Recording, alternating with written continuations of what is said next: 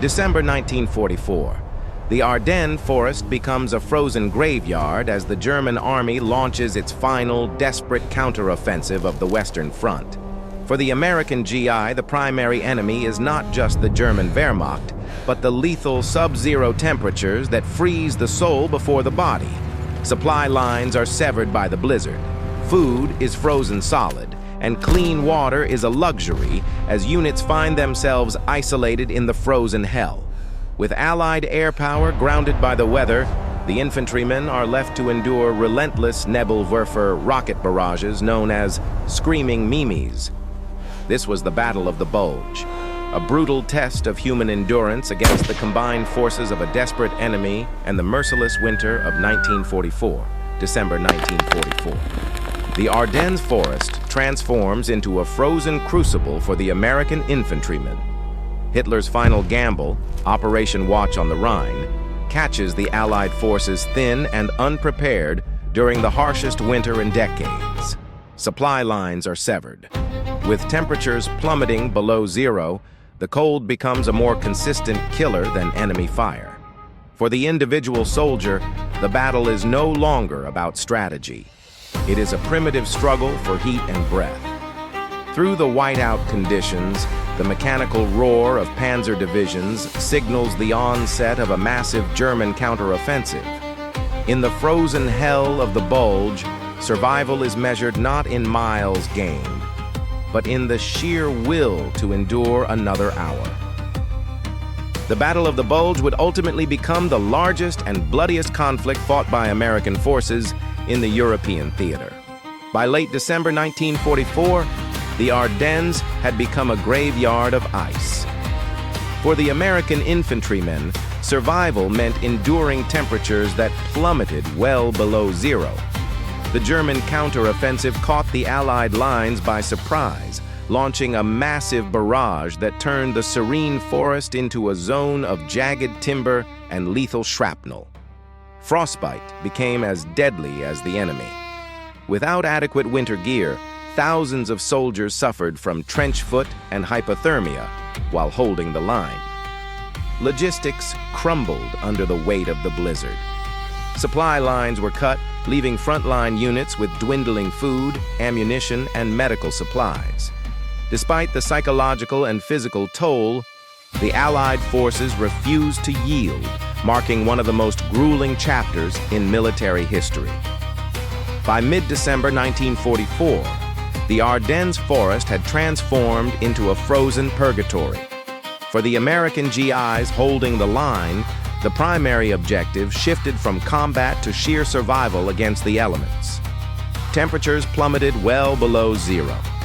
The thick fog grounded the Allied air superiority, leaving ground units isolated in a landscape where visibility was often limited to a few dozen yards. Frostbite became as lethal as German steel.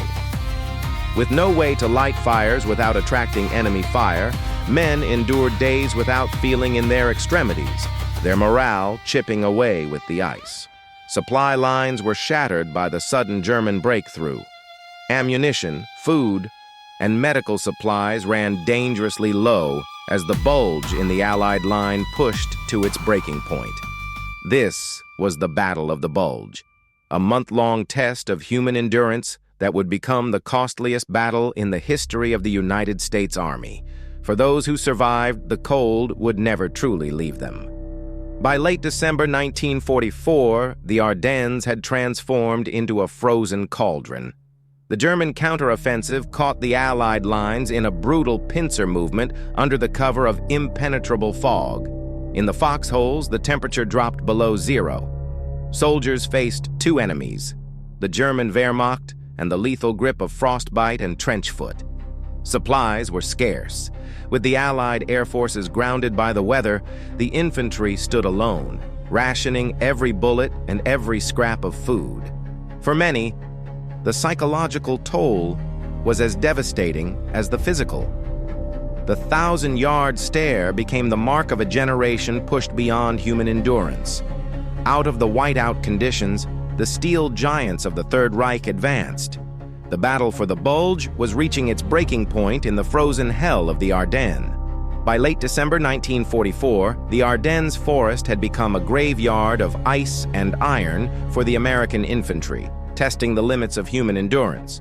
The German offensive, launched under the cover of a massive winter storm, effectively grounded Allied air support and isolated frontline units. Soldiers remained trapped in foxholes for weeks, fighting a dual battle against a determined enemy and the onset of severe frostbite and trench foot. Logistics became a nightmare. With supply lines severed by snowdrifts and enemy breakthroughs, ammunition and food reached a critical low. The Battle of the Bulge would remain the largest and bloodiest single battle fought by the United States in World War II, a testament to the resilience of the common soldier. By late December 1944, the Ardennes forest had become a frozen graveyard as temperatures plummeted to record lows during the height of the German counteroffensive. For the American infantrymen holding the line, the environment was as much an enemy as the Wehrmacht, with frostbite and exhaustion claiming thousands of casualties before a single shot was fired. Constant shelling shattered the trees into tree bursts, turning wooden splinters into lethal shrapnel that rained down on the exposed foxholes below. Sleep was a luxury none could afford. The 1,000-yard stare became the universal mask of those trapped in the frozen hell of the Bulge.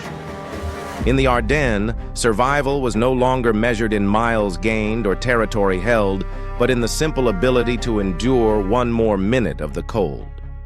By late December 1944, the Ardennes had become a graveyard of iron and ice.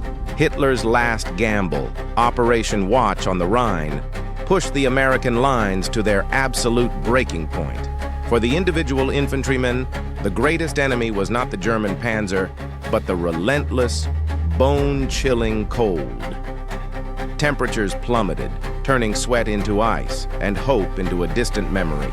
Supply lines were severed by the blizzard, leaving frontline units with dwindling ammunition and no winter gear. Thousands suffered from severe trench foot and frostbite in the sub-zero trenches. Amidst the chaos of the Bulge, isolated pockets of American resistance refused to yield. Every foxhole became a fortress, every soldier a final line of defense against the encroaching darkness.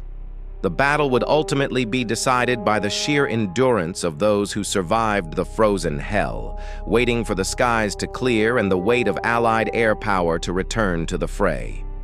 By mid-December 1944, the Ardennes forest had transformed into a frozen labyrinth, where temperatures plummeted and the fog became as thick as the tension of impending combat.